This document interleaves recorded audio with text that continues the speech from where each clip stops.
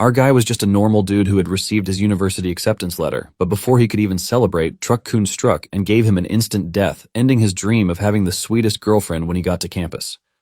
When our guy finally opens his eyes, he has been reborn in a fantasy world as Ian Raven, but instead of being born into a noble family, he is born as the son of a lowly farmer. To make it worse for him, he was born with black hair, and his family is dirt poor. Some years later, his parents and two older brothers went out to hustle, leaving him and his junior sister to wander around in search of food.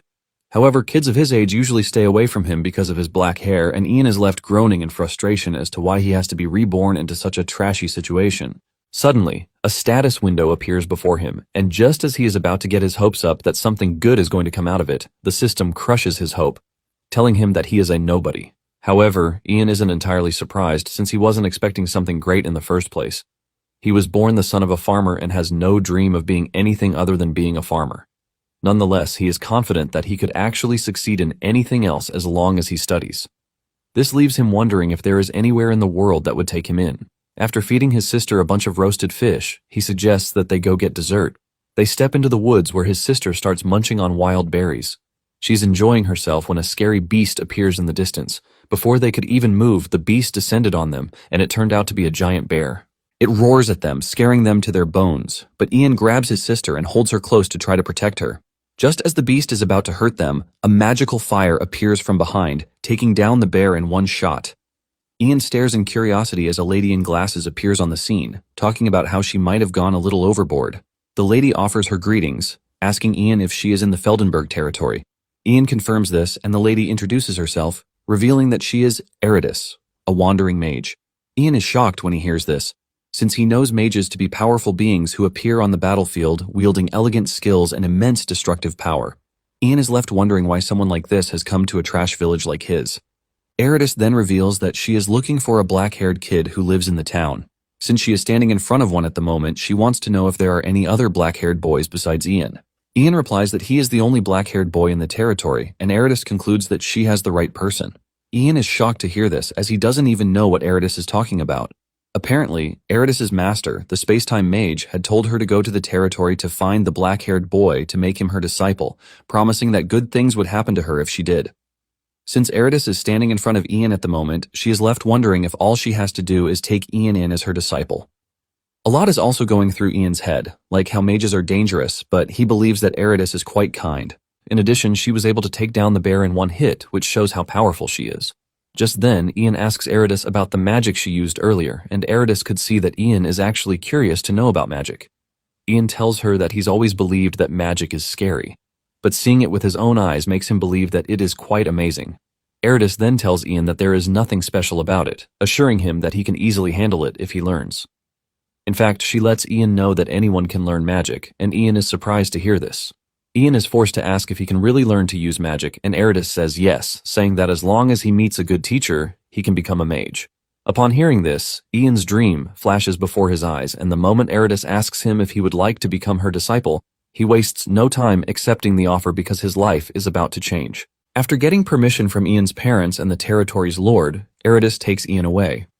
Eridus tells Ian that he has to work hard for the opportunity he's been given, and Ian assures her that he won't waste it. To start his journey, Eridus dumps a big book in front of him. This is the basics of magic, which is learned in the Moronius language, and he has to learn it. As he starts reading the book, the status window displays his progress on the Moronius language.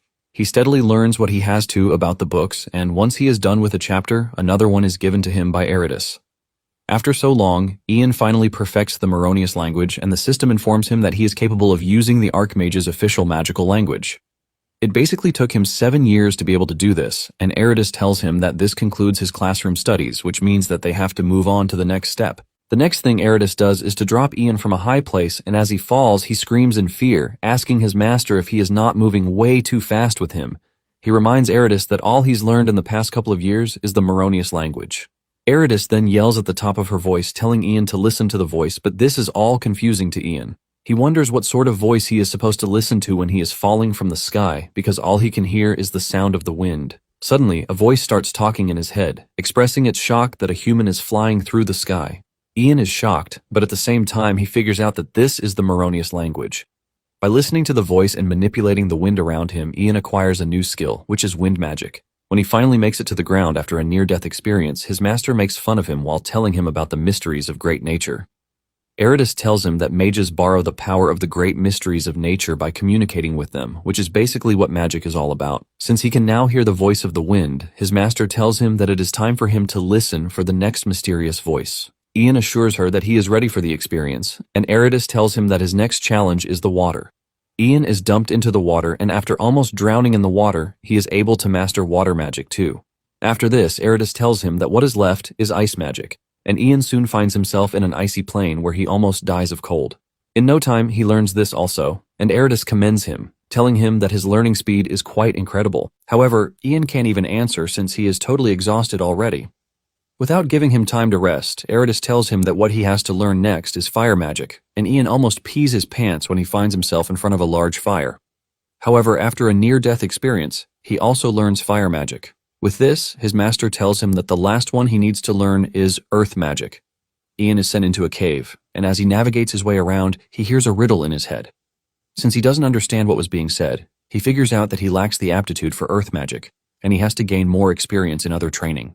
Just then, the status window appears in front of him, telling him that he has bonus skill points that he can use to increase his magic proficiency. Ian is surprised to find out that he can use the skill window, which basically makes him a cheat player in this world. Since this is the case, he decides to raise his earth magic since he doesn't even understand a word it's saying. The moment he does this, a bright light appears on the screen, and when everything settles down, he can finally hear the earth magic communicating with him. Ian is glad that he finally learned the earth magic, and he figures out that it is time to get out to tell his master that he's learned it. Just then, he uses his fire magic to light the torch in his hand to see his path. Suddenly, he hears a voice in his head telling him that he hates the light, and Ian is shocked. He asks if earth magic is the one talking to him, but the voice says no. The voice replies, telling him that it is the darkness. Moments later, Ian rushes out of the cave with excitement, telling his master that he succeeded.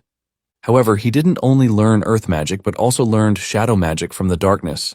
Eridus is shocked when she hears this, as she can't believe that Ian just heard the voice of the frightened and shy darkness.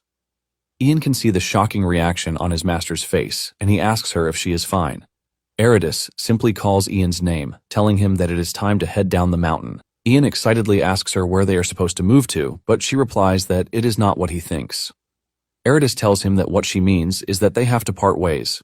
She points in a certain direction, telling him that he has to go to Chronoleak to participate in the Space-Time Mage Conference. Eridus tells him that he will most likely meet the Space-Time Mage there if he is destined to master space-time magic.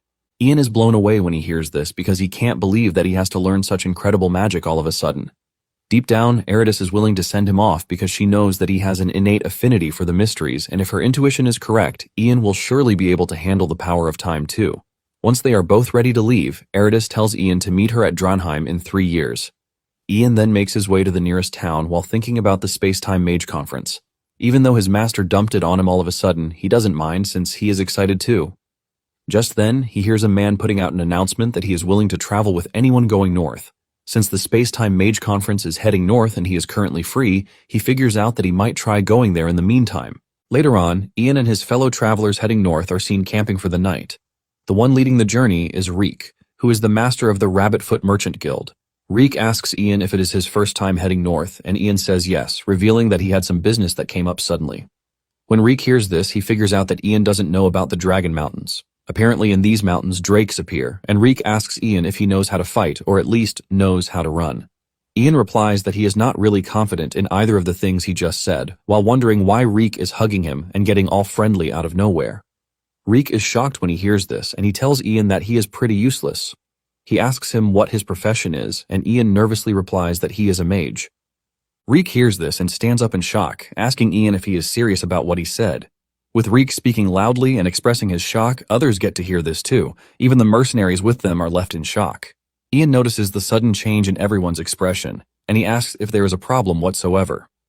Reek tells him that it is nothing serious, but he starts offering to give Ian things. The mercenaries, on the other hand, start making fun of Ian for saying he is a mage. They don't want to believe this since he looks so scrawny, and they mock him, saying that if he claims that he is a mage, anyone can also say the same. Ian is wondering what is wrong with them when a blue-haired lady who is covering her head with a hood walks up to him. She tells Ian that if he is really a mage, he has to give the mercenaries a piece of his mind to shut them up. Ian asks her what she means by this, and she tells Ian that mercenaries like to look down on anyone, and it doesn't even matter if he is a mage or not. Basically, he has to show them his power to let them know that he is not gentle, so they can't look down on him. In fact, they will fear him and protect him if something happens. Ian figures out that she is actually right, but he doesn't know how he is supposed to do this. Basically, he has never gotten angry before, so he is confused in this situation. Just then, he spots one of the mercenaries spitting in his plate while using a leaf to rub it all over. Ian loses it, and just then, the ground starts to shake as if there were an earthquake. The dude is freaking out when Ian walks up to him, asking him why he is spitting on his plate. With sweat running down his face, he offers his apologies, bowing his head to Ian. He tells Ian that he only wanted to clean the plate, and Ian yells at him, saying he should have washed it with water instead. The dude nervously argues with him that water is dirty, and Ian asks him what he means by this. The dude replies that water has all sorts of things in it, like lime, mud, and parasites, so he can't wash a plate with water. He mentions that saliva is more hygienic than water, and the moment Ian hears this, he almost loses his mind. Ian cannot believe just how bad medieval hygiene standards are. Ian almost loses his cool as he uses his power to make the fire burn brighter. Ian finally speaks, telling the mercenaries to go draw some water at that instant. The dudes rush off to the stream to get water because they can see how pissed Ian is. Later that night, the mercenaries are seen searching through the woods. Apparently they are looking for the blue-haired lady, whom they call Kathy. Suddenly, they run into Kathy being kidnapped by some bandits, and before they can even react, they get shot with arrows. The mercenaries whip out their weapons, ready to fight the bandits, and in no time, a fierce battle ensues between them. The bandit leader, who is carrying Kathy, suddenly gets bitten by her, forcing him to drop her on the ground. Kathy picks herself up and dashes off away from the scene while the two groups are fighting each other. The bandit leader informs his underlings that their target has escaped, and he orders them to catch her. Meanwhile, Ian is having a peaceful sleep back in his tent when the darkness wakes him, warning him of the impending danger. Reek then rushes into the tent, telling him that something bad is happening. Meanwhile, the bandits have overwhelmed the mercenaries, cutting them down without mercy. Kathy finds herself hiding behind a tree, and she is scared that she is going to get caught if something doesn't happen at this rate. Suddenly, one of the bandits finds her where she is hiding, and he points his sword at her, screaming at her to get up if she doesn't want to lose her arms. Kathy freaks out because at this point there is no way out for her. The dude is about to harm her when he is suddenly sent flying into the distance. Kathy turns around to see who saved her, and it turns out to be Ian. Ian confidently tells her to follow him, and the rest of the travelers quickly join in. Just then, Ian commands the darkness to come down, blinding the bandits. The bandits freak out, lighting their torches, but this is still not enough for them. Meanwhile, Ian can actually see in the dark because he is using the shadow arts. He is leading them away when a bandit suddenly spots them, using his torch. He is about to cut Reek when Ian commands the fire he is holding to burn him. The fire rises aggressively, burning him down without mercy. The others see this, and fear creeps into their bodies. Ian believes that this will scare them away, but it turns out to be the opposite. The moment the bandit leader figures out that they are being attacked by a mage, he orders his men to go after him. Suddenly, a drake appears out of nowhere and eats up one of the bandits. Everyone else is left in shock when they see this, and even Ian couldn't believe his eyes at the terrifying presence of the beast. The drake comes face to face with the bandit captain, and without giving it a second thought, the dude dashes off. Ian and the others are left trembling in fear because a dragon just appeared out of nowhere. Even Ian doesn't know what to do, and he believes that this is the end of the road for them. Suddenly, the system informs him that he has witnessed a primeval mystery, and he has acquired a new skill, the summoning arts. This is an ability that allows him to communicate with and summon mysterious life forms. Ian is basically confused by this, since he doesn't even know what it does. He doesn't want to believe that the drake standing in front of him is the same as the mysteries he's met in the past. Since this is the case, he decides to communicate with the drake. He calls out the drake, but the drake doesn't react to this. In fact, the drake unleashes a terrifying roar that scares Ian and the travelers hiding behind him. However, Ian decides to stand strong, since he has never been betrayed by the mysteries before. He calls the drake's name again while trying to communicate with it, telling it that he is a friend. However, the drake still doesn't communicate back, even with all the hand gestures and all. The other travelers strongly believe in Ian, but deep down he is freaking out because he can't even hear what the drake is saying. Ian then decides to raise his skill by using up points. He figures out that he is just going to pour all of his points into the summoning arts, and the moment he does this, he is informed that the summoning arts ability has increased. Suddenly, he hears the drake's voice, and he immediately addresses the drake. The drake tells Ian to say whatever is on his mind and stop wasting time. With the drake yelling and all, Ian calmly tells the drake that he has no interest in fighting it. The drake laughs this off, telling Ian that it is not even possible for a mere human like himself to try to fight him. Ian confirms this, saying they are basically going to lose if they try to. The Drake then asks Ian if what he is saying is that he wants it to save him. The Drake mocks Ian and his companions, saying it is going to be nothing to kill the likes of him. Ian hears this and heaves a sigh of relief because this means that they are out of the bad waters. Suddenly, the Drake tells him that there is a big issue, and this is the fact that he is currently in a bad mood. The Drake roars at them again, scaring the travelers to their knees, and Ian panics, wondering what it is that he can do. Ian then figures out that he just has to push through. He then asks the Drake what the issue is and why it is in a bad mood. The Drake asks Ian why he is subject to telling him anything. Ian replies that he just wants to see if he can be of some assistance to him, but the Drake yells at him, telling him that he is quite arrogant. It tells Ian that there is nothing a mere human can possibly do to help. Ian then decides to stop arguing and just show his power to the Drake. He surrounds himself with wind power, and the Drake is shocked to see this. Ian mentions that he is just a humble mage who is seeking the mysteries of the world, which is why he is hoping to offer his modest strength to help the Drake. Now that he has gotten the beast's attention, Ian figures out that it is time for negotiations. Ian heaves a sigh of relief when he realizes that the Drake's bloodlust has vanished, which means he has escaped an immediate danger. Ian decides that it is time to show the dragon what he is made of, to prevent the dragon from leading him around with some trash request. Just then, he remembers what his master told him, telling him that he cannot use magic without communicating with the mystic arts. This is basically why the kind of relationship he builds with the mysteries matters. Eridas lets him know that every mystery has a different personality, which is why, as a mage, it is important for him to understand and empathize with how the mystery feels. It then dawns on Ian that, as a mage, what is most important is the art of social maneuvering. He decides to try out his luck, and he calls out the all-purpose status window. Ian spots the expert summoning techniques, which are exactly what he needs. He goes through it, and what he finds shocks him. He learns that he is supposed to give the Drake alcohol, and the larger the body, the stronger the drink should be. After he is done giving it alcohol, he is supposed to suck up to the Drake as much as he can. Ian cannot believe that this is what he is supposed to do, which is the complete opposite of his character. He then decides to win the Drake's heart first, hoping that if he does this, a breakthrough will present itself. Ian then tells the Drake that he has a present for it, asking if it is okay to present the gift. The Drake tells Ian to bring his so-called gift so it can see it. Ian then orders Reek, telling him to go to the wagon at that instant to bring the strongest liquor that they have. When the drinks are finally brought to the Drake's presence, it is not entirely impressed, as it believes that it is a stingy gift. However, Ian tells the Drake that in the human world, the smaller the quantity, the more expensive it is. Ian pours the liquor in a cup, telling the Drake to have at it, but the beast is irritated by it, and it yells at Ian, asking him if he is plotting something sinister against it. However, Ian assures the Drake that he is not, and then offers to drink some of the liquor to show it that it is safe. Ian gulps down the drink, and after he is done, he is able to use this to prove to the dragon that the drink is safe. However, he almost passes out because of how strong the drink is. The Drake admits that it is safe to drink, but at the same time it is still not comfortable because of the pungent smell that it has.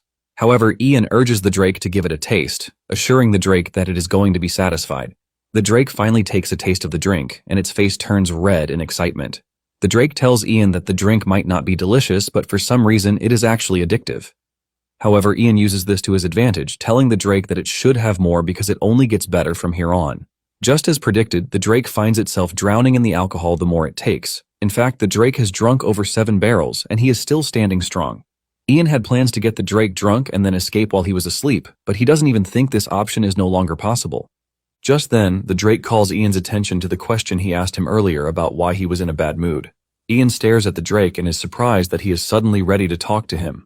The Drake then reveals that his nest is in a bad location and it is cramped compared to the others. Even with this, his girlfriend used to assure him that it was a relaxing place. Ian is shocked to hear this, as he can't believe that the Drake actually has a girlfriend with an ugly face like that.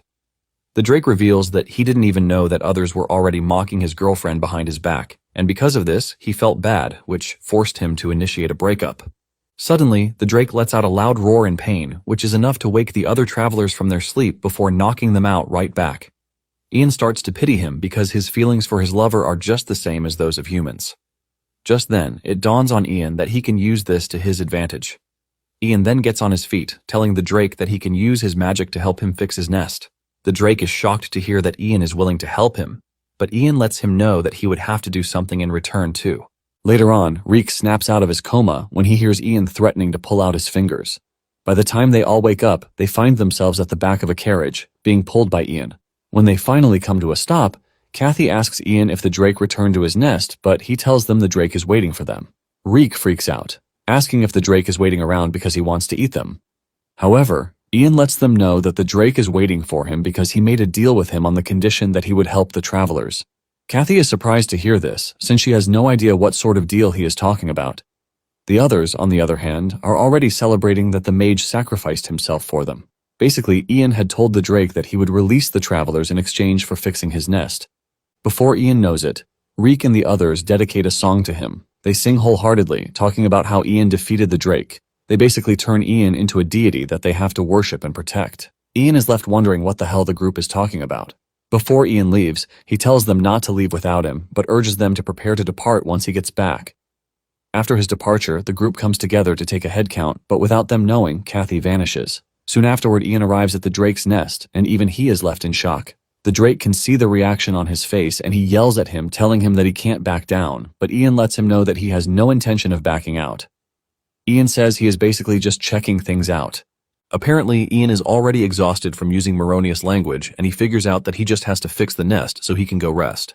Ian then calls on the earth, telling it that he has a favor to ask, but the earth yells at him, telling him that it is not in the mood.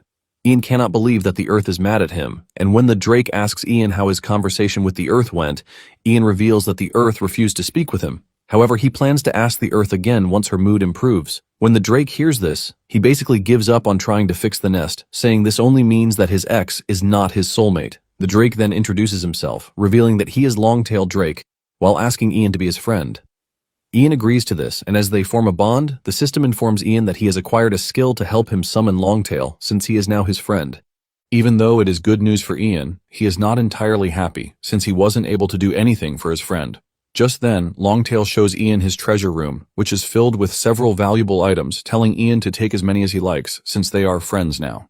Ian is blown away by the amount of treasures in the room, and he remembers that his master told him that dragons like to gather treasures, and since Longtail is a dragon's relative, it is not far-fetched that he would also have treasures of his own. Ian moves over to the jewels, and wishes the earth could see the jewels, so she could listen to his request. Suddenly, an idea comes to his head, and he asks Longtail if it is fine for him to do a bit of scribbling on the ground. Ian then draws a magic circle on the ground, which his master once taught him. Apparently, his master had told him that if a mystery is sulking, all he has to do is offer a gift with a magic circle. Ian places a jewel in the middle of the circle and then calls the earth again. The earth responds again, but before she can start complaining, Ian tells her to make the walls smooth. Reacting to the jewel in the middle of the circle, the earth agrees to do what he wants. Using the earth magic, the whole nest is immediately transformed so much that even Longtail is blown away. In fact, he is so mesmerized by how neat everything came out to be that he wants to start crying.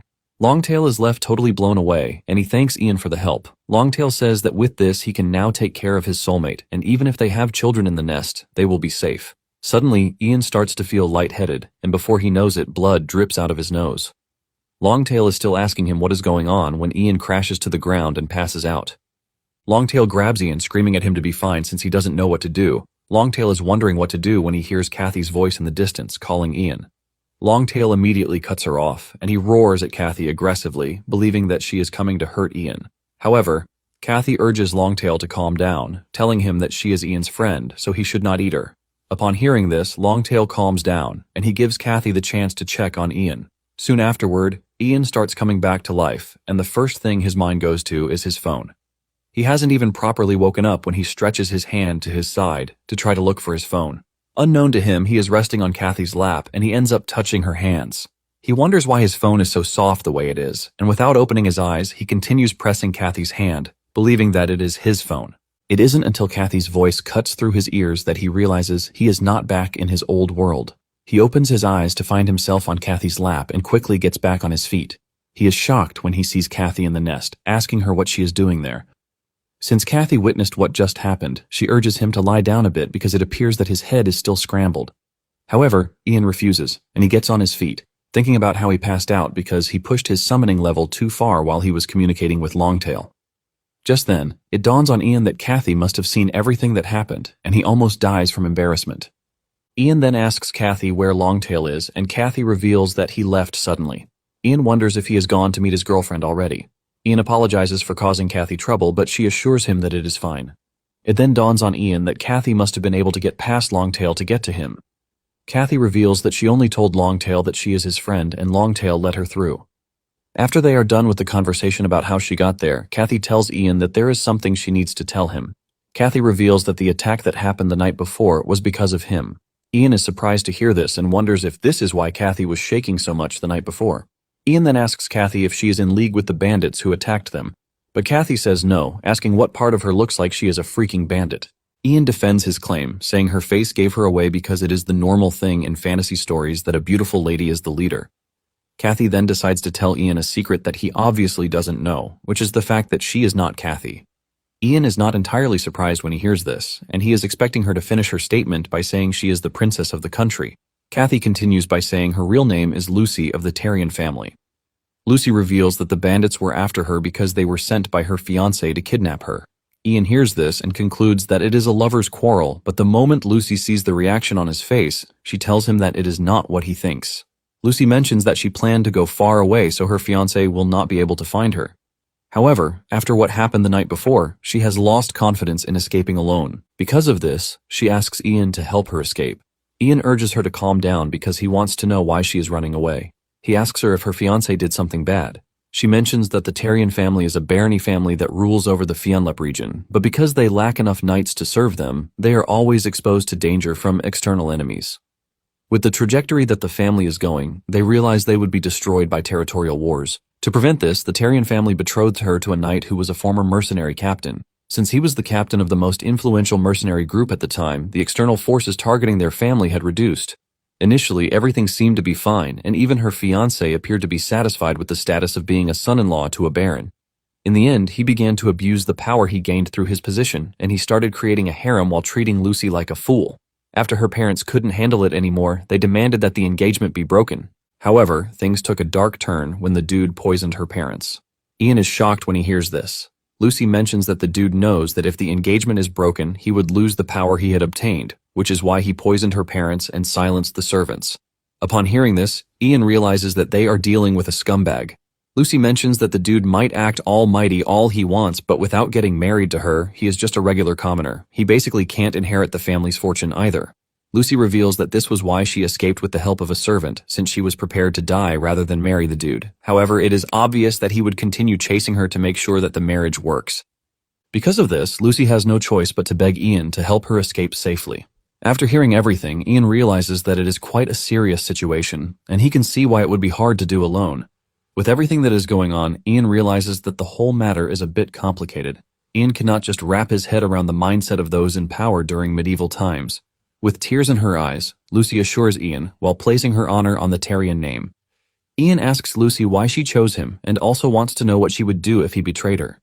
Lucy replies that this dude is a scumbag, and even if he sold her out to him, he will just give him a few silver coins. She, on the other hand, can give him everything he wants, and Ian asks her what she means by everything. Lucy lets him know that she can even give him the Tarian family if he wishes. Ian thinks about this and figures out that he could even marry Lucy, since she is offering to give him everything. For someone like him, who was the son of a farmer, to marry a noble would be an incredible opportunity.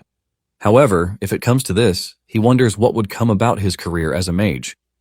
At the same time, he knows that living as a noble and engaging in politics isn't a bad life, but since he was born into a fantasy world, he believes that it would be better if he devotes himself to mastering magic. He figures out that by helping Lucy, he should be able to gain experience as a mage.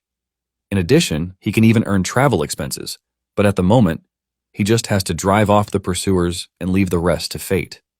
Ian then speaks up, telling Lucy that it would be better for her to ask someone with a sword for help than him, since mages aren't warriors. Lucy is about to start another round of persuasion when Ian tells her that since she is willing to pay, he can help her escape. However, he lets her know that whatever happens afterward is on her. The moment Lucy hears this, she covers her face and starts crying, sending Ian into full panic mode. He tries to comfort her, asking her if he said something awful because he was only trying to help. However, Lucy clears the air, thanking him for everything. She places her head on his shoulder, shedding tears on his shoulder. After the two are done, they step outside, and Ian is surprised to see Longtail tanning in preparation to meet his girlfriend. Longtail is happy to see him, and he asks him about his condition. Ian assures Longtail that he is fine, and he reveals that it looks like about time they head down the mountain because everyone is waiting. Ian thanks Longtail for the gift, and Longtail assures him that it is nothing. He then tells Ian to get on his back so he can give him a ride. Ian climbs the dragon, thanking him for the assistance. Just then, Longtail yells at Lucy to climb on too, since she is Ian's girlfriend. Ian quickly clears the air, telling Longtail that he has it all mixed up. While the two are busy talking about this, Lucy stands there totally clueless, wondering what it is that they are talking about. Ian then stretches his hand toward her, telling her to get on. Once the two are seated, Longtail happily rides out, heading in the direction of the other travelers. Meanwhile, the other travelers are trying to convince Reek that they need to leave the area before more bandits show up on site. Reek watches as two of the merchants argue with each other about whether bandits have what it takes to stick around or just run off. However, when they ask Reek for his stance on the whole thing, he tells them that they have to wait for the mage. The one who is in support is glad to hear this, while the other one is totally pissed. Reek is waiting on Ian to return because he is pretty sure that he didn't die, since he doesn't look like a weak mage. This is their belief until 10 minutes later, when they were attacked by bandits. They get beaten up so badly that Reek regrets not running off when he had the chance. The leader of the bandits screams at them, telling them to stop crying while promising that he's going to make their deaths fast. Reek begs the leader, who has an eye patch, to hand over the girl. Reek asks him what he means by this, and the bandit leader explains that there is a girl with them who has blue hair, so they should not even try to play dumb with him. This is when it dawns on them that the bandits are after Lucy. Just when it is time for them to start looking for Lucy, it dawns on them that she is nowhere to be found.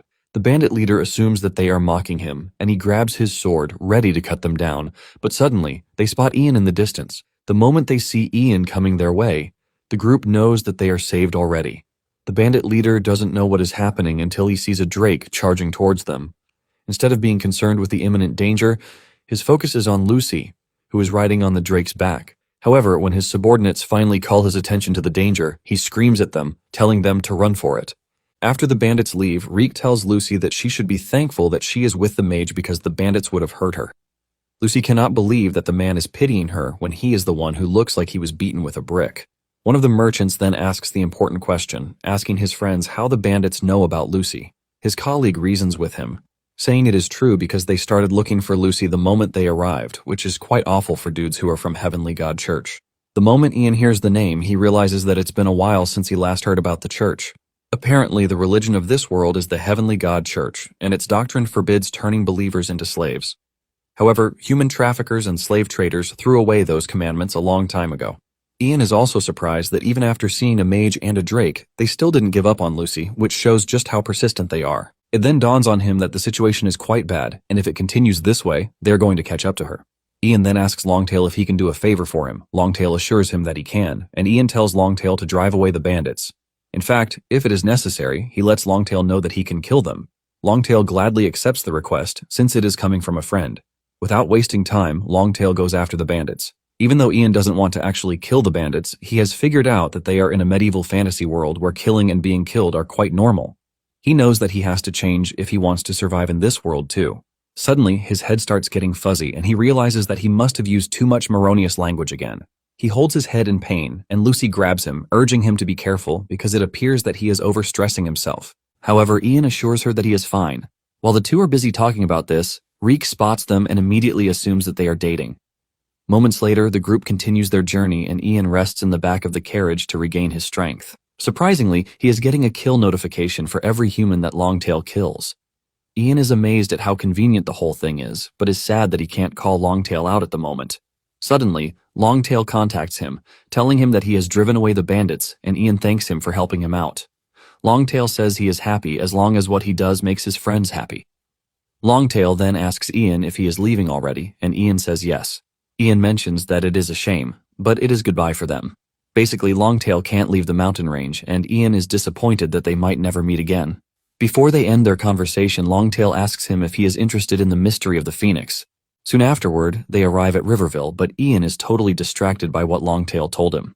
Apparently, Longtail told him that there is an ice phoenix living in the northern mountains, so he urges Ian to go check it out. What Ian knows about the phoenix is that it is a bird that never disappears, even after death. Basically, it is not just the firebird as known in his other world. The phoenix is basically a bird that can change its form depending on its environment, whether it is ice, wind, rock, and the like. It is basically known as a monster with high environmental adaptability. This leaves Ian wondering if he can actually summon the phoenix. Since they have arrived at their destination, Reek walks over to Ian, telling him that they plan to go meet the Lord of the territory, and he would like to know if he wants to come with them. Ian thinks about it for a minute and figures out that for Lucy to escape safely, it is better that she doesn't attract the attention of someone high-ranking, like the city lord. Reek urges Lucy to come with them, since she has nowhere to go, but Ian steps in, telling them that he and Lucy would rest at the inn before continuing their journey. The group is shocked when they hear this, and Lucy even plays along by placing her head on Ian's shoulder to get the group to believe the story. Reek laughs out loud because to him, it turns out that he is right about the two dating each other. With Reek and the others gone, Lucy asks Ian why he is using polite speech with commoners, and Ian replies that he is a commoner since he is a farmer's son. Lucy then reminds him that he is now a mage, and Ian replies that he is choosing this path since his master did the same. He is basically looking to emulate his master, who is friendly and polite. Ian asks Lucy what her next plan is, and she reveals that she is looking to meet Count Katina, who is her uncle from her mother's side. Lucy is pretty sure that her uncle would help her once she explains her situation to him. Ian points out that it must have been that her mother and the Count are close, and Lucy says it can be compared to that. However, Lucy's reluctance tells Ian that the uncle might not even be the best choice. He then asks Lucy if there is anyone else besides her uncle that she can trust, and Lucy yells at him, asking him if he is seriously doubting her uncle. Lucy claims that her uncle is the most trustworthy person in the world. Ian is shocked to see her defending her uncle so much, and he concludes that her uncle is a really good person. Lucy says her uncle is much better than someone she doesn't know at all because everyone else would probably try to marry her. Lucy then shifts gears into another direction, saying she would not mind if someone like Ian proposed to her. However, Ian lets her know that their contract comes to an end the moment they meet Count Katina. Lucy scolds him, telling him that he is being harsh since a noble is offering to marry him. Ian piles on the misery, telling her that there are loads of women out there aside from her. This hurts her feelings, and she walks off in anger while telling Ian that he is basically the worst. Shortly afterward, they arrive at the inn, and Ian informs the attendant that he would like to stay a few nights. In addition, he would like to use the bath, and he hands the attendant a pouch full of gold coins while asking if it will be enough. With a smile on her face, she assures Ian that it is more than enough while informing him that she is going to prepare a room for him immediately. The attendant then asks Ian if Lucy will be taking her bath too, and Lucy yells out in embarrassment, saying no. Ian asks her if she is rejecting the offer because she thinks the water is also going to get dirty, and Lucy says this is just part of it. Lucy asks him if she really has to say it out loud for him, and Ian just stares at her in total confusion since he has no idea what she is even talking about. Ian finally understands where the problem is. He finds out that the bath is in the open, and he quickly tells Lucy that she doesn't have to come with him, saying he is going to go in the bath alone. Just then, Ian notices that a bunch of suspicious men are in the room, and they are all staring at Lucy. He quickly orders her to put on her robe. Instead of doing what she is told, she is still arguing with him for using her real name, but Ian just forces her to put on the robe to cover her face while telling her she is annoying. However, the suspicious guys have already gotten a good look at her face, and they are all looking to have a taste of her. The dudes are already discussing among themselves, talking about how beautiful Lucy is. They even compare her beauty to that of an angel, and they believe that she is vulnerable since she has just one scrawny dude with her. They plan to snatch her up so that they can have some fun with her, and since it appears that Ian and Lucy won't stay long, the group figures out that they have to kidnap her that very day. Meanwhile, Reek is meeting with the city lord Baron Kaltz concerning business in the city. Kaltz urges Reek not to cause any trouble, and Reek assures him that he won't. Just then, Reek remembers that from what he heard, he can spend time in the castle if he gets on the Baron's good side. It immediately dawns on him that he can actually tell the lord about Ian to get on his good side. Reek then tells Kaltz that there is something he would like to tell him, and the Lord asks him what it is. Reek starts by saying it is supposed to be a secret, but because of his respect for the Lord, he couldn't keep quiet. Reek then reveals that during his travels, he encountered a mage, and the mage defeated the bad guys to save them. Reek talks about Ian like some sort of deity, but this gets Kaltz worried. Reek continues by telling Kaltz that Ian is currently staying at the inn in the town. Kaltz freaks out, asking Reek what it is that he is trying to say. Basically, Kaltz is worried that if the mage throws a tantrum and unleashes a drake on the territory, it is going to end in chaos. In fact, the whole region could get wiped out. To make it worse, there is already a group of absolute maniacs who are currently residing in town, and they are the Holy Santiago Knights. These knights are a group who have taken up arms out of the desire to serve God. They are basically monks and martial artists. However, rather than fighting wars, they hunt for demons and monsters, and they proclaim themselves the protectors of humanity. Kaltz is worried that hell is going to let loose if the mage and the knights are to cross paths. In panic, Kaltz calls on his commander, telling him to give Reek a room, adding that he should also summon the Santiago Knights to the castle. Apparently, in his head, he believes that the knights would be easier to reason with than a crazy mage. Back at the inn, Ian and Lucy are having their meal when Ian offers to go prepare the bathwater since it appears that the attendant is really busy. Ian tells Lucy to go upstairs immediately after she finishes her food. Unknown to them, the suspicious men already have their eyes on Lucy. After she is done eating, she takes the stairs, heading to her room, but she is suddenly approached by the suspicious men. They approach her in a cool way to make sure she doesn't suspect anything, and they tell Lucy that Ian, who is her companion, is the one who hired them. The dude flashes off a gold coin, saying Ian asked them to bring her to the docks. Lucy is surprised to hear this, since she thought Ian was taking his bath. The bad guy then tells Lucy that there was some kind of incident right as he went to the backyard to bathe. Lucy freaks out because she believes that the bandits have tracked her down to the town.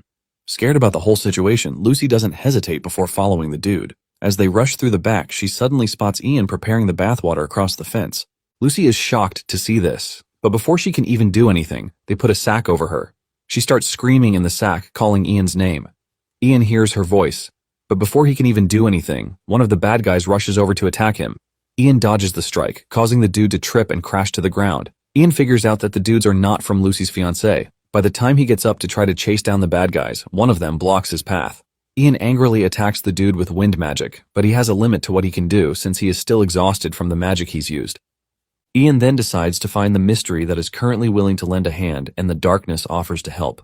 Without hesitation, Ian calls down darkness on the dudes, freaking them out. With him being the only one who can see the situation, he arms himself with a stick and starts beating the dudes so hard. While the dude is screaming for help, Ian suddenly spots some dudes coming in the distance, and he figures out that the dude called for backup.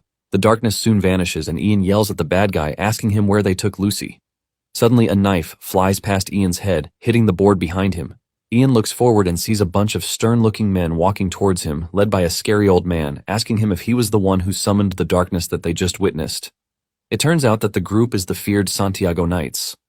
Ian confidently replies that he is the one who summoned the darkness. Even though Ian looks bold, he can sense an immense bloodthirst from the old man.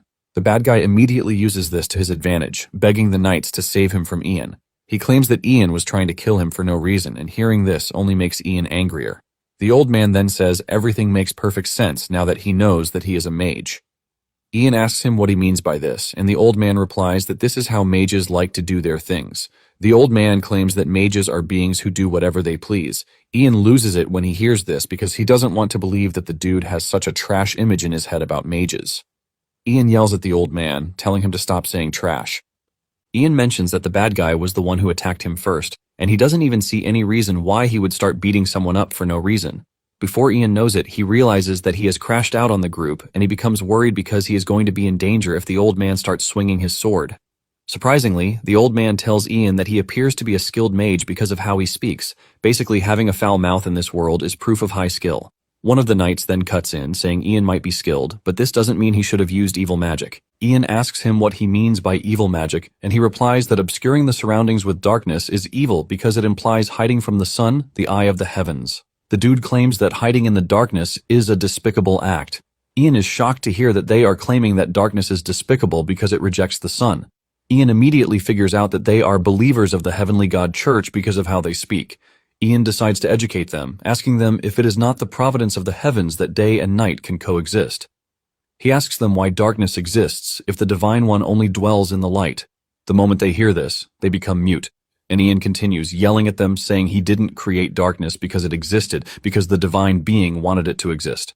Thanks to how angry Ian is, his scream almost renders the big guy, who is asking him dumb questions, deaf. This leaves the knights to come together to talk about what Ian just said. After so much deliberation, they finally agree with Ian, saying that without God's permission, no one could possibly cast darkness under the sun. Once they have all seen reason in what he said, Ian asks the knights if he can leave because his sister was kidnapped. It immediately dawns on the old man that the bad guy Ian was beating up is an accomplice to the kidnappers, and Ian confirms this. The dude realizes that he is done for, and he tries to change the narrative, but the old man orders that they take him away. The old man tells the big guy, Dietrich, to stay behind to keep an eye on the bad guy. The old man then tells Ian that they are going to lend him a hand to retrieve his sister as an apology. Shortly afterward, they arrive at the docks to find the kidnappers just leaving on a boat. The knights are pissed when they see this, and the old man orders his men to bring forward their boat so that they can chase down the kidnappers. Upon hearing their slogan, Ian finally figures out that they are knights, and he urges them not to use the boat. He lets them know that he is just going to pull the boat closer, so they should just throw a hook into the boat when he does. The old man is surprised when he hears this because he believes that Ian is just a user of shadow magic and never expected him to be able to use water magic. Ian reveals that he has completed the beginner level in several different schools of magic, and the old man is surprised to hear this since the mages he's found on the battlefield could only use one type of magic. In addition, he doesn't expect Ian to be able to cast spells, since he claims that he has only mastered the beginner level. Ian then gets into action, and he calls on the river to heed his command. The river follows his word, and a huge typhoon hits the water, shocking the knights because Ian is displaying a magic that even surpasses the water magic used on the battlefield. Before the kidnappers know what is happening, the water's current turns the other direction and starts leading them back to the docks. In the end, the kidnappers are captured, and Lucy is saved. Lucy rushes into Ian's arms while screaming out his name with tears in her eyes. Ian doesn't know how he's going to react to this until the old man scolds him, reminding him that his sister is currently crying in his arms. Ian then pets Lucy, saying he understands that she must have been through some rough times. Even while comforting her, all he can think about is how he's going to go back to the inn to take a bath. Little does he know that having a peaceful bath in this world is not as easy as he thinks. Later on, Ian is having his bath, and unknown to him, the Lord's eldest son, Bernard, is rushing in his direction with his knight, Hansen. It turns out that he has seen the smoke from the bath, and it has gotten his attention. Ian is surrounded by the Santiago Knights when Bernard rushes into the yard, asking Ian what he is doing. Ian casually answers the dude that he is obviously taking a bath. Bernard almost loses his mind when he hears this because even the imperial people rarely bathe except on special occasions. He believes that he deserves to receive a report as the eldest son of the town. While Bernard is raging, the old man Ruda comes in to try to calm the situation. However, Bernard tells him to screw off because he was asking Ian a question, not him. Ruda then tells Bernard to calm down because Ian is actually a mage. Instead of backing down, Bernard proceeds to do something unusual, and he tells Ian to get out of the bath to greet him personally. Ian is not surprised because in this world, there is a noble culture called mage baiting. It is a procedure where a noble provokes a mage just to confirm their power. A mage who responds to this calmly is considered to be a weak mage, but a mage who crashes out is considered truly powerful. The moment Ian figures out that Bernard is trying to mage bait him, he decides to play the game, and he refuses Bernard's instruction to step out of the bath. Bernard loses his mind when he hears this, and he yells at Ian, asking him if he is seriously refusing him. Ian calmly asks him why he should answer him, and Bernard tells Hansen to drag Ian out of the bath. Since Bernard is still putting on an act, Ian decides to take things even more seriously. He stands up in the bath and displays a scary magic power that puts fear in Bernard and Hansen. Bernard quickly begs Ian, telling him to stop because he has finally seen enough of his power. Ian smiles because he is pretty sure that something like this would make Bernard back down. However, Bernard crashes to the ground and starts crying like a baby, leaving Ian to wonder if he went too far. At this point, he is already scared that the Lord might even execute him. The following day, Ian is summoned to the castle, and instead of Colt executing Ian, he actually apologizes for the trouble his son caused him. Colt then asks about Lucy, and Ian reveals that she is at the inn. Ian doesn't see any reason why he should unnecessarily show Lucy's face, which is why he left her at the inn for Ruda and the others to watch over her. Colt then asks Ian for his master's name, and he reveals that it is Eridus. It appears that Colt knows who she is, and he asks if she is headed south. Ian confirms this, saying this is where the Magic University is located. Colt is surprised to hear that she didn't head toward the Duchy of Palgar or the Duchy of Roxlan. Ian asks him what he means by this, and he replies that things have been tense as of late. Apparently, the Duchy of Palgar is targeting Roxlan, which means that there might be a war. Colt then asks Ian if he is also heading south, but Ian lets him know that he is heading east in search of mysteries. Since this is the case, the man offers to give Ian a gift. Ian is surprised, and he wonders what the gift might be. Moments later, a big chest is brought forward, and Ian asks Colt what is inside it. He tells him to open it, and Ian opens the box to check it out. Ian is blown away when he opens the box to find out that it is a staff. Colt mentions that it is a staff that was once used by a certain aeromancer, and it is called Windwalker. Ian is impressed by the name, and he grabs the staff to check it out. The staff that has a red orb in the middle of the arc looks pretty cool in Ian's hands, and Colt confirms this. Ian smiles because the situation appears like he just got a mage's starter item. Colt tells Ian that it is an expression of his gratitude for forgiving his son's rudeness. He asks Ian if he likes it, and Ian assures him that he does, thanking the dude for the staff. When Ian returns to the inn, he is met with another case of emergency, as claimed by Lucy. Ruda takes Ian to a birdcage where a crow is being held. He explains that a hunter caught the crow that morning and was about to eat it, but Lucy stopped the hunter. Lucy mentions that she saved the crow because Ian's last name is Raven, and since crows and ravens are relatives, she thinks it would be cool. She is so sure that Ian would love the gift, but Ian breaks her heart, telling the hunter to go ahead and eat the crow, while apologizing for the trouble that Lucy caused. Ian scolds Lucy, reminding her that he is the mage in the situation and doesn't even understand what she is talking about. The hunter rushes over to the cage, thanking Ian for clearing the air as he is now ready to grill the crow. Ian is about to leave the room when he hears the crow's voice speaking to him, begging Ian to save him. Ian immediately rushes back, telling the hunter to calm down. Ian then communicates with the crow, asking it what it is, and the crow only urges Ian to save it. However, Ian yells at it, telling it to answer the question, but Ian soon realizes that the crow doesn't even understand Moronius's language, which means that there is a possibility that it lacks mystery. The only thing the crow keeps saying is to beg Ian to spare it, and Ian is forced to tell it to shut up, assuring it that he is going to help it. The crow continues yelling for help, forcing Ian to scream at it. The crow immediately goes quiet, and Ian realizes that the crow might not understand human language, but it can actually read the room. The hunter is surprised when he realizes that Ian is actually communicating with the crow, and Ian reveals that the crow wants to be saved. Ian then tells the hunter to leave the crow with him in the meantime, and this gladdens Lucy's heart because her wish finally came through. Ruta commends Lucy, saying this basically means that she can see mystery too. Lucy rides the wave, saying she has never studied magic, but it appears that she has talent for it. Later on, Ian wraps a bandage around the crow's broken wing so it can heal. Lucy asks Ian what he plans to do with the crow. She wants to know if he is going to hand it back over to the hunters, but Ian knows he can't do this, since the hunters will just eat it. Just then, the crow climbs onto his arm and it speaks to Ian, urging him not to abandon it because the people in the area are pretty scary. Seeing how troubled the crow is, Ian places the crow on his shoulder. Lucy asks Ian if he is currently communicating with the crow, and he says yes, but he wants to believe that this is just a temporary situation until the crow fully heals. Lucy brightens up and says that they have to give the crow a name. She immediately suggests that they name it Obsidian because it has beautiful black eyes. However, Ian argues that this is too long, so he suggests that they shorten it to Oberon. The crow appears to like the name as it spreads its wings on Ian's shoulder, and Ian is surprised that it actually likes the name. Just then, Lucy tells Ian what she's been thinking. She suggests that they travel with Ruta and the other knights. Lucy believes that it is actually better than traveling alone, and Ian realizes that this is actually a good suggestion because it would not be easy for bandits to easily attack them. However, it is going to be a problem if they are not heading the same way as them. Ian is thinking about this when Ruta enters the room, asking Ian what he is thinking about. Ruta lets Ian know that he might be a mage, but traveling alone with a woman is quite dangerous. Ruta suggests that they make a deal, and reveals that they are currently on their way to capture a monster that appeared in Baron Katina's territory. Ian asks him about the monster, and he mentions that it is a manticore. A manticore is a notorious beast known for its cruelty and enjoyment for killing. Ian then asks Ruta if he is suggesting that they capture the manticore together, but Ruta says no, revealing that he doesn't want Ian in danger. However, if he is willing to help, they are not going to stop him. Ian takes a minute to think about it and tells Ruta that he is not interested, but Ruta grabs him, urging him to hear him out first. Ruta says what they need from him isn't hunting, and he reveals that they are a knight order formed by a monastic group of the Heavenly God Church. When they made plans to go and capture the manticore, the priests in the Count's territory forcibly requested help from a mage. Ruta figures out that they are offended and they want Ian to smooth things out with the mage. Basically, what a mage says is going to carry more weight than what a knight says. Ian thinks about it and realizes that it is not really a bad deal, and if he just calms down the sulking mage, they're going to get themselves a knight escort. Ian then agrees to the deal, and in no time, the group sets out on the journey. Traveling with the Knight Order was comfortable for Ian because the members of the Knight Order were all good people. It was completely stress-free, but there was something to complain about.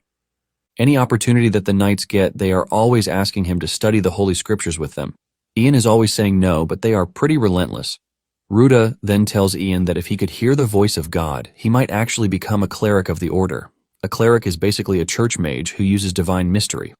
Ian is interested in this because if he can get an opportunity to talk to God, he could ask why he was reincarnated and about the status window. Because of this, he finally decides to join in learning the scripture, and the knights are glad that he has finally changed his mind. Ian is invested in the scriptures when he suddenly hears a voice that isn't human in his head, and all indications point to divinity. Ian yells at the voice, asking him if he is God, and the voice taunts him, saying he might be on the right path.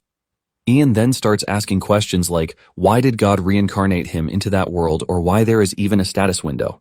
Ian screams at the top of his voice, but he gets ignored. Ian almost loses his mind when he realizes that he has just been aired, but he continues screaming, demanding that God return to him.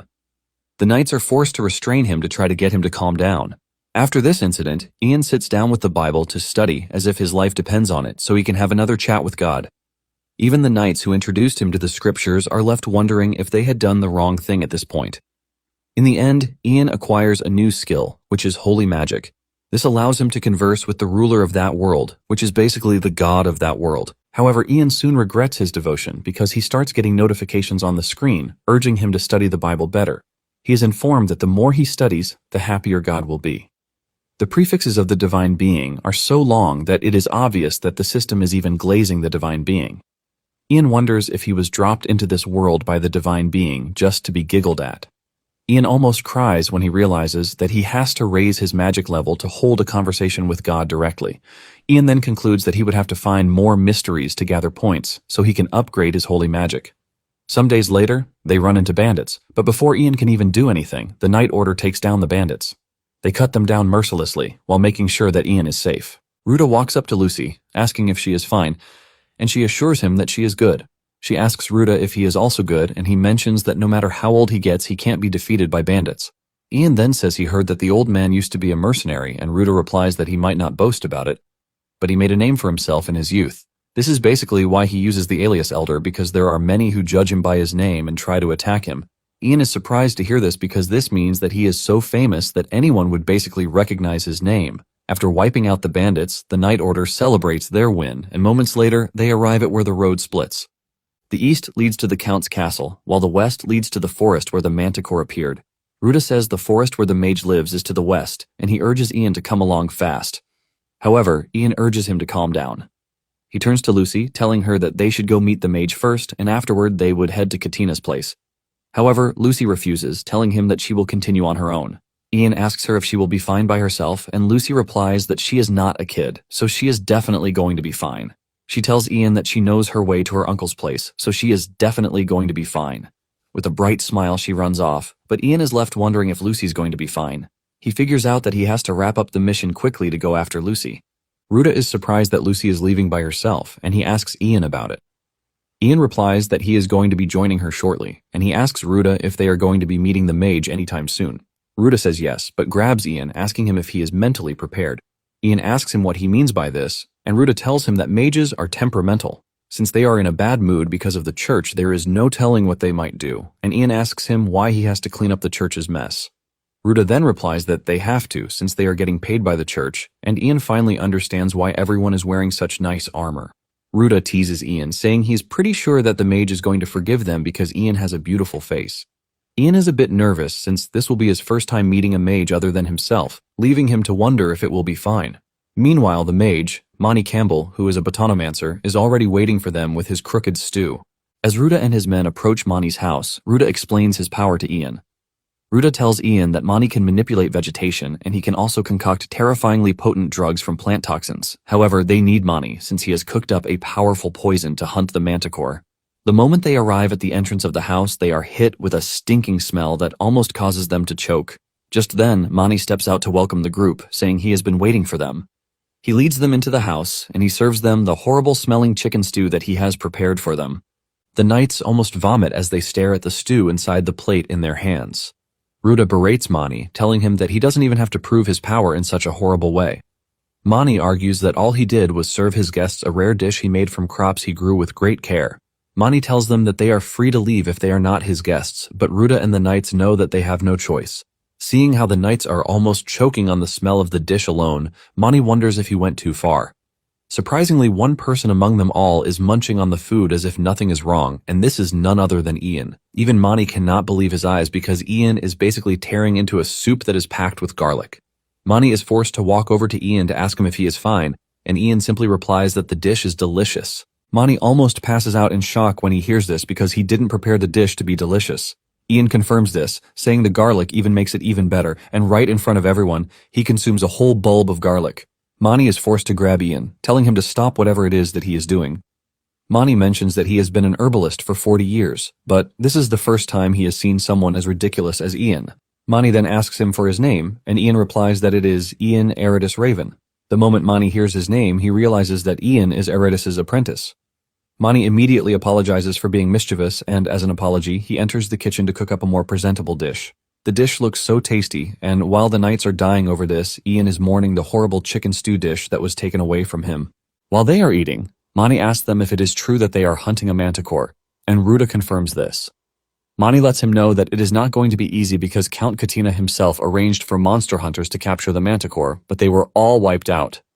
Ruda assures Mani that he is prepared for situations like this, and Mani asks him if he has ever caught a manticore. Ruda replies that only a few times, and this was when he was younger. Mani then turns to Ian, asking him if he has ever done this. Ian is confused by this, and Mani tells him that he must be a full-fledged mage if he was trained by Eridus. Mani suggests that he lend his wisdom to the knights about what a mage is supposed to do. Basically, a moment comes for every mage when they must interact with people, regardless of their own will. Eridus had told Ian that he must never take such a moment lightly. Ian knows that he doesn't have to go out of his way to catch the manticore, but if he refuses the proposal, bad rumors might spread at the Mage Gathering. The Mage Gathering is an organization formed by mages, led by the Magic University, to ensure proper use of mystery. Ian knows that if something like this happens, he won't have the effrontery to even face his master. In addition, he might not be able to seek help from other mages when he needs it. After looking at how everything is going to play out, Ian realizes that he has no choice, and he tells the knights that he is going to accompany them. The next day, the team heads into the forest on the Manticore mission. Ian can sense a strange tension in the air and can only hope that Lucy is fine. Moments later, Oberon yells at Ian, telling him that he has found the Manticore. Ruda asks Ian what the issue is, and Ian tells him that Oberon just informed him of the direction they are supposed to take to track down the Manticore. Ruda is blown away by this, and he admits that it is an insane ability. Apparently, Ian had made Oberon get used to human speech while it was sitting on his shoulder. He was able to teach Oberon in no time thanks to his magic skills. Just then, Ian asks Ruda something important.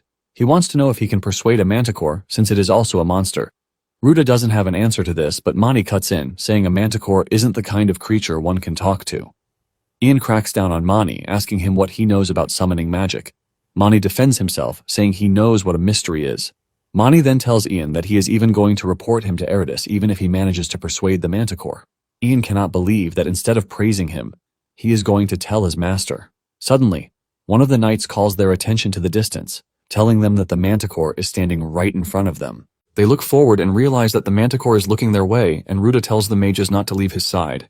Ruda reveals that he's already applied poison to all their weapons, and this is a poison that was specially developed by Mani. Ruda then orders his men to fire at the manticore, which they immediately do. To their dismay, the arrows bounce off the manticore's tough skin, leaving the knights confused about what to do. Ruda tells his men to attack again, but the manticore laughs at them before stepping out of the dark to face them. The laugh is so evil that even Ian becomes seriously worried. With the manticore now standing in front of them, they realize that they don't even have time to apply the poison properly. Just then, Ian screams at the top of his voice to get the manticore to notice him, and Mani is surprised that Ian actually did it. Once the manticore turns to Ian, it expresses its shock that a human dared to address it, which is quite rare. Ian then urges the manticore to stay calm while saying he is glad that he can actually understand him. Ian introduces himself, but suddenly the manticore mocks him, telling him to screw off. It even insults him, telling him to eat shit, and Ian yells at the manticore, asking it what its problem is. Surprisingly, the manticore reacts well to this, saying this is what it wants. It asks Ian what he wants, and Ian lets it know that he wants the skin of its head. The manticore laughs out loud, commending Ian for being an honest one. Just then, the manticore asks Ian to join forces with it to tear down the humans. The manticore shows how rotten it is as it talks about how enjoyable human meat is. In fact, it tells Ian that he is going to get plenty of golden women, and after Ian is done with the women, it is going to kill them. After hearing all the sickening things that the manticore has to say, Ian throws up right in its presence while flipping it off and calling it a piece of shit. Since Ian is not going to accept its proposal, the manticore leaps over him, telling him that it is going to wipe out everyone. As the manticore approaches the knights, Mani activates his magic to unleash giant roots to take over where the manticore is standing. Ruda yells at Mani, asking him what he's done. Mani replies that he just ate the manticore, but Ruda scolds him, telling him that there are knights close to the beast. Mani argues with Ruda, telling him to handle things the way he wants then. Ian and Ruda rush over to the other side and find the knights wounded. However, the worst has happened. Ian watches in horror as he sees Dietrich lying on the ground, fatally injured. Dietrich apologizes to Ruda for allowing the manticore to escape, but Ruda comforts him, telling him that it is not his fault. Ian stands there in horror, and for the first time he realizes that death is real in this world. However, he never thought he would get to mourn Dietrich of all people, and it dawns on him that everything he saw in stories has become a stark reality.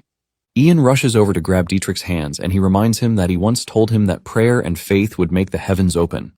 With tears of death in his eyes, Dietrich confirms this and Ian suggests that they pray together. Ian starts praying, and he tells the ruler in heaven that Dietrich is their biggest fan. He asks if they are not going to do anything because Dietrich is about to die, and just then, Ian hears the voice of the heavens, telling him that if it is what he wants, they can give it a try. The knights are left in awe as Ian's hands start to glow, which is a sign of immense holy power. Suddenly, Dietrich finds himself in heaven with the goddess in front of him. Dietrich is left in shock, and the goddess welcomes him, telling him that she is happy to see him. Dietrich trembles in shock, and he bows his head to the goddess with the realization that he is in heaven. The goddess then tells him that there is something he must do. Dietrich asks what it is, and the goddess tells him that he must spread her will even further while helping the weak and bringing them happiness. Finally, the goddess tells Dietrich that he must help her apostle, Ian. After telling him her wish, she sends him off, and Ian opens his eyes and sees Ruta and the others. They are left in shock as Dietrich comes back to life, and Ian stands tall with pride, asking Dietrich how it feels to be back from the dead. Suddenly, Dietrich grabs Ian like a deity, praising him for standing as a medium between him and the goddess to save him. Ian cannot deny this, but knows he was only able to use holy magic because the goddess of the Heavenly God Church lent him her holy power. Ian then asks Dietrich how he knows this because it was the goddess who told him that he had to save him since he still has a lot to do. Dietrich is shocked because this is the same thing that the goddess told him. Dietrich immediately bows to Ian, addressing him as the apostle sent by the goddess. The other knights can't believe their eyes, and they assume that Dietrich is already losing his mind because there is no way Ian is an apostle. Moments later, Mani expresses his surprise that everyone almost died, but they appear to be full of energy. Ruta then suggests that they continue their hunt for the manticore, and the men agree to this in full capacity. Ian tells Ruta that he is going to send Oberon ahead to scout for them. Ian is determined to catch the manticore and defeat it because of what it did. Meanwhile, the manticore has made its way into town, and it's causing havoc. An old man and his son are seen trying to escape, but the old man slips from his son's hands. He falls to the ground, but before his son can turn around to get him out of there, the manticore has closed in on them.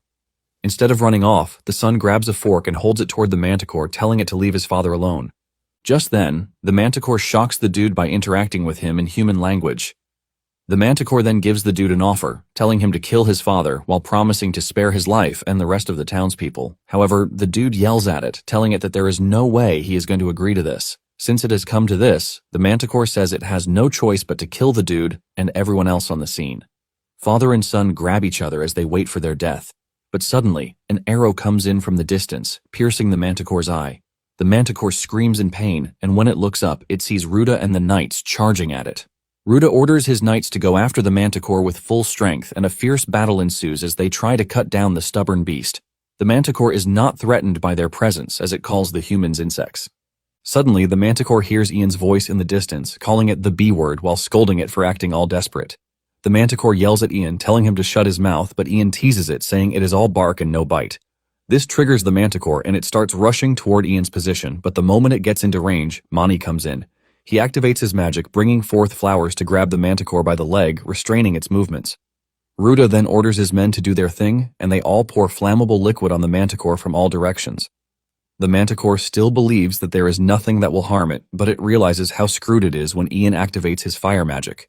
This burns the manticore so much that it only leaves flame dust.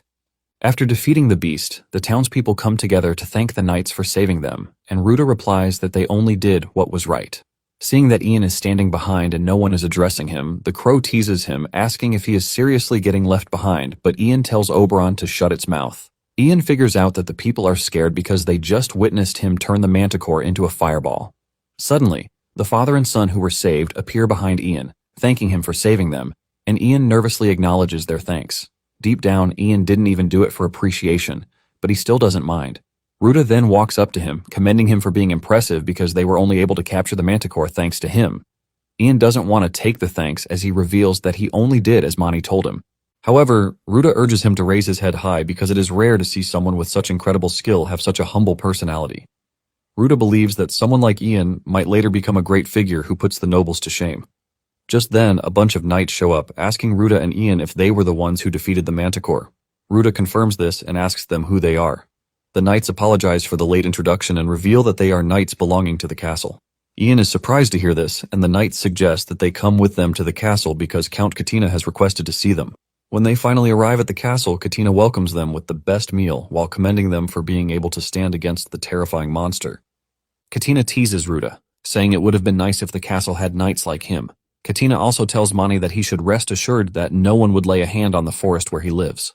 Katina then turns to Ian, saying he's heard stories about him from his niece.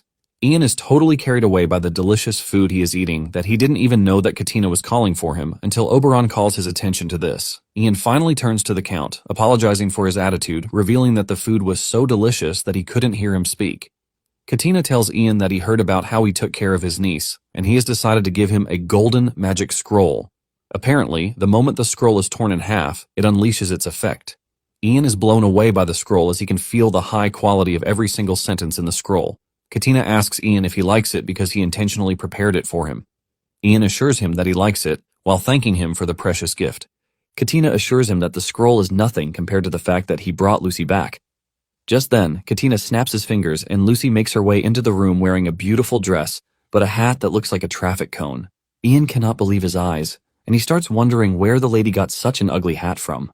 Lucy smiles at Ian, asking him if he's been fine because it's been a while. Ian assures her that he's good, and Ruda cuts in, saying he finally understands that the two are not siblings, but lovers. Ian tries to clear the air, saying it is not what Ruda thinks, and Katina tells Ian that he has a proposal for him. Ian asks him what it is, and Katina urges Ian to lend him his strength so that they can fight together to avenge what happened to Lucy. Ian finally understands why Katina gave him the golden scroll. Nonetheless, Ian doesn't think it is a big deal since he doesn't have to risk his life fighting on the battlefield. He can basically just provide moderate support with magic as he did with the Manticore, and if things go well, he might get double the rewards from both Katina and Lucy. In every way, Ian doesn't see it as a bad deal, and he tells the Count that if they need his help, he's willing to give it. 3 days later, Ruda prepares to leave, and Lucy thanks him for everything that he did. Surprisingly, the number of knights in Ruda's team has gone down because Katina pulled some of them away with money. Ruda turns to Ian thanking him for everything, and Ian says the same too. Ruda tells Ian that when he has the time, he should visit Trifar Island, promising that he is going to introduce him to some mysteries that he might be interested in. Ian is surprised, since this is the first time he has heard of such an island. Ruda mentions that it is an island floating in the Coral Sea. Ruda tells him that if he says he's come to see Salvador, everyone will surely welcome him. Ian immediately asks him if this is his real name, and Ruda says it is finally time to tell him. Ruda mentions that his actual name is Salvador, of the Orcus family. Lucy hears this, and she is stunned because she knows something important that Ian doesn't. She asks Salvador if he is the same person from the White Wolves family, and Salvador commends her for remembering his old name. Ian asks Lucy what the White Wolves mean, and Lucy is shocked that Ian doesn't know. Apparently, the White Wolf mercenary group was a group that flourished as mercenaries directly under the former emperor, and its leader at the time was granted the prestigious title of Swordmaster. Lucy then explains that the person standing in front of them at that moment is a freaking swordmaster. Instead of freaking out or jumping around about this, Ian just stands there with zero interest. Even Lucy scolds him, telling him to give off a bit of reaction since he is standing in front of a legend, but Ian couldn't care less, and Salvador isn't even surprised since he knows the type of person Ian is. Once everything is cleared up, Salvador tells him that it is time for him to leave, and Mani tells Ian to give his greeting to Eritis. Dietrich holds Ian tight as he doesn't want to leave, but Ian lets him know that this is not goodbye. Ian and Salvador shake hands as they say goodbye to each other, and Ian assures him that he is going to come to Trifar Island once things settle down. After this, Katina gathers his army in preparation to go after the bandit Graham, who murdered his sister. Deep down, Katina doesn't think the whole situation is bad, because by using Lucy as a shield to secure her lands and having her marry one of his vassals, Katina aims to take full control of the Terrian territory. As he stands in front of his men, Katina motivates them, telling them of how he plans to pass judgment on Grime, the usurper. His men roar his name in agreement, and with this, it is evident that Katina has the support of his men. Later on at the military camp, the soldiers notice that Ian is boiling the spoon, and they assume that he is making spoon soup. Ian cannot believe just how dull these people are because he is basically sterilizing the spoon. Lucy asks him what sterilizing means, and he replies that it is some kind of mystery, since Lucy wouldn't even get it if he took his time to explain it. Before he knows it, the other soldiers show up asking him to boil meat with the spoon, but Ian yells at them, telling them that he is not making soup. Soon afterward, Lucy tells Ian that she has been thinking about the reward that she promised him, and Ian has even forgotten about it all.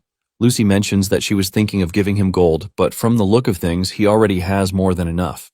This is why she thought of something else to make him happy, and what she came up with is the magic sword, a Norishil. She reveals that the sword was a gift to the first Baron Tarion from the fairies. She reveals that the tale goes that the Baron fell in love with a fairy, and taking up the sword, he became the savior of the fairy realm.